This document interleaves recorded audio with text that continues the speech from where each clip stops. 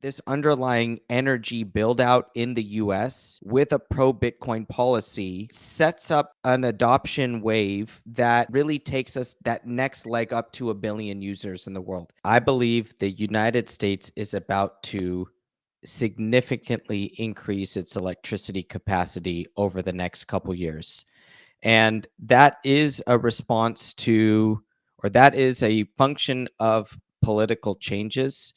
And, I'll be the first to admit that it is based in a political shift that is happening.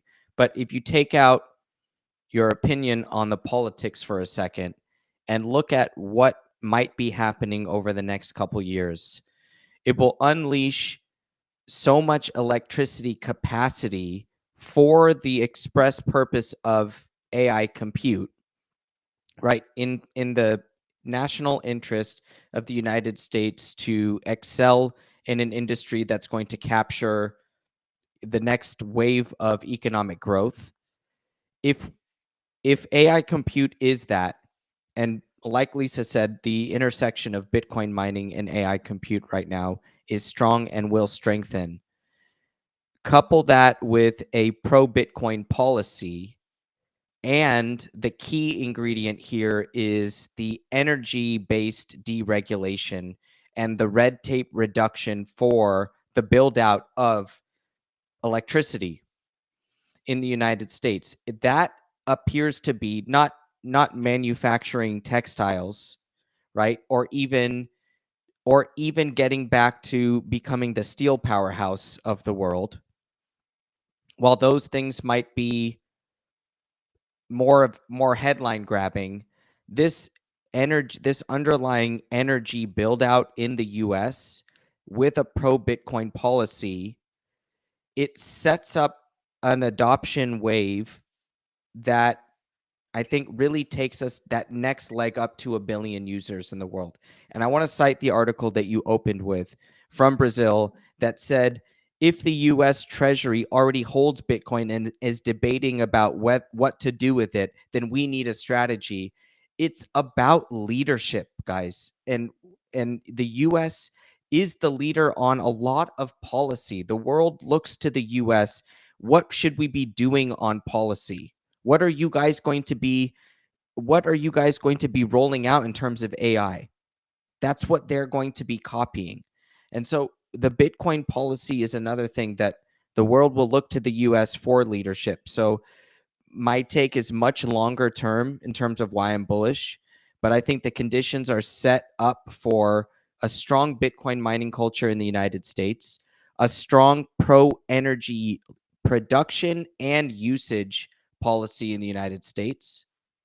And all of that boosts the attractiveness of Bitcoin as this reserve neutral asset that anybody can have access to. So that's the way that I'm thinking about it. And then I roll in my own framework for analyzing Bitcoin. At the Bitcoin layer, we have TBL liquidity, which is our metric. What it does on a short term is measures the conditions for Bitcoin's price. So when our metric goes up, Bitcoin's price goes up and vice versa. So we're able to correlate Bitcoin's price with the existence of credit creation in the dollar system. And the basis of that metric is the size of US financial assets. And so those will grow in this deregulatory environment, in a re-leveraging of the private sector once some of the public sector has declined in size. And that should set up good conditions for Bitcoin's price from the mechanical side due to the credit system, which is, the center of my analysis. Bitcoin Well is the best place to be buying and selling Bitcoin in Canada and the US. And now with Bitcoin Well Infinite, it's also the best place to be making large buys at their OTC desk of over $50,000. Their white glove service gives you fast transactions, no slippage, and the lowest fees. You can scan the QR code on the screen or simply head to bitcoinwell.com/BTC sessions to sign up today. And you can share your own personalized referral link to earn commissions.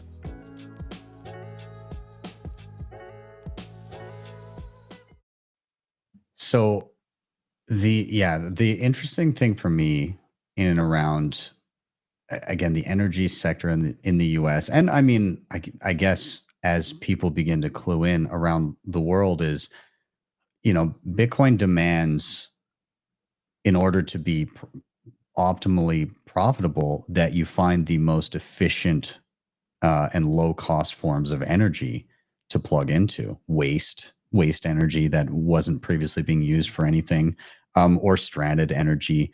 But it also it brings about this revolution in the efficiency of the hardware as well, and there's lessons to be learned there too.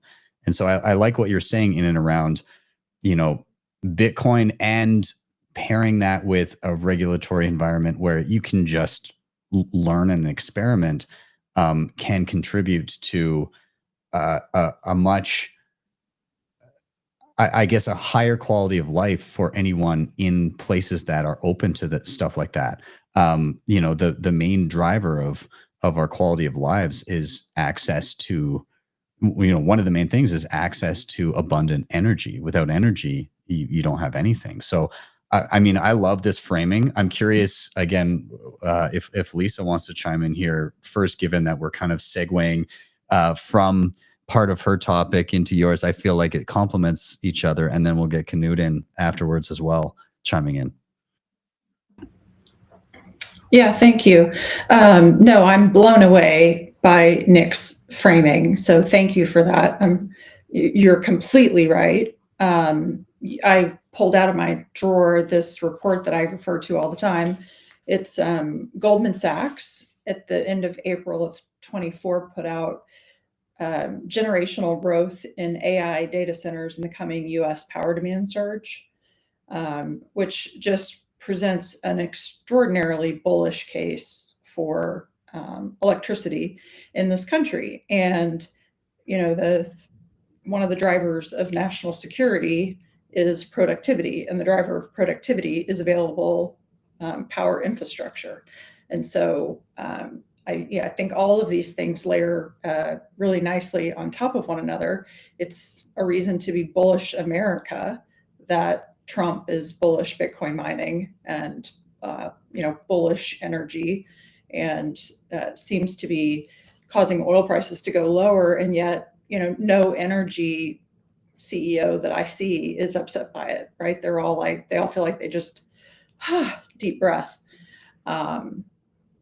So, I think a lot about the power demand, and just how exciting that is maybe for our country to come alive again. I drive a lot through Texas and New Mexico and these small towns that are just completely shuttered. And I think, gosh, if we have, industries like AI companies, which we're seeing, or I guess Bitcoin companies, but really all companies. I think every company becomes integrated with AI. I think every company will use AI. It won't be just, the obvious Googles or ChatGPT. I posted something on LinkedIn the other day that one of the first, actually the first internet transaction type, you could order on the internet, was Pizza Hut. It was not Amazon. Pizza Hut saw this need for you to be able to order on the internet. Like today, that just doesn't seem like a big deal. But if you go back and look at their screenshots of their first website, it was actually pretty pedestrian and terrible. But I mean, good for them. I mean, pizza. Yeah, and it's part of two revolutions. Pizza, part of two revolutions in a row. The internet and Bitcoin. Like it's ingrained in our DNA now. I know. I was also just going to give a shout out to Wade Hoke, who's in the audience and left a comment. Yeah, ton of energy ready to be monetized in Alaska. But Wade, the problem is, and I've spoken in trying to work with two different companies that are on the North Slope right now. Again, the problem is Elizabeth Warren and the pollution that she has left in everyone's brain, and the pollution that Jamie Dimon creates when he says that, the 21 million supply cap isn't real and Satoshi's going to pop out of somewhere. Like, to me, again, that's treasonous. I mean, I'm not suggesting they get like Wild West treatment and, taken out back and shot, but like, it's treasonous what they've done against this country to prevent us from having productivity and, heaven forbid that we have things, our kids are able to have better lives than we did. Anyway, sorry, a bit of a ramble there, but I like it. I want to, again, the thing that I like about this, and I'm going to go to Canute here, but I just want to say that the thing I like about the AI stuff, starting to also demand a lot of energy is it kind of, now that something else that other people are using is also demanding this kind of this kind of energy usage, all of a sudden you're starting to get a little bit more crickets in and around the opposition. Like there's still obviously, but I think as we see people be like, well, but I don't want to turn off the power because I use AI. It's going to be harder and harder to argue you can plug in this computer, but not that computer. Anyways, I'll toss it to Canute. All right. I guess I'm not at my why I'm bullish section yet. Not yet, but soon, I promise. Okay, I'm going to give a hint. Like I'm also bullish because of mining, but because of a completely different aspect of it. I suggest to Lisa's why not bring back tar and feathers? I think tar and feathers is a very appropriate punishment or public embarrassment. I got to give a shout out to my friend Dave Bradley, Bitcoin Brains on Twitter, and he's here in Calgary. He often says that he's very long on a particular technology. He's very long on rope futures. He thinks there's going to be a lot of need for. So I'll just give him a tip of the hat on that. Anyways, there's another word like BTC Prague is coming up, and they're always chest pounding about the word that originated from Prague called defenestration, which is when you throw politicians out of windows, and it happens every 100 years or so in Prague. Like they throw the old government out, like from the 4th floor. Just see what happens. Bring in a new one. Defenestration. Love it. Bitcoin Well is the best place to be buying and selling Bitcoin in Canada and the US. And now with Bitcoin Well Infinite, it's also the best place to be making large buys at their OTC desk of over $50,000. Their white glove service gives you fast transactions, no slippage, and the lowest fees. You can scan the QR code on the screen or simply head to bitcoinwell.com/BTC sessions to sign up today. And you can share your own personalized referral link to earn commissions.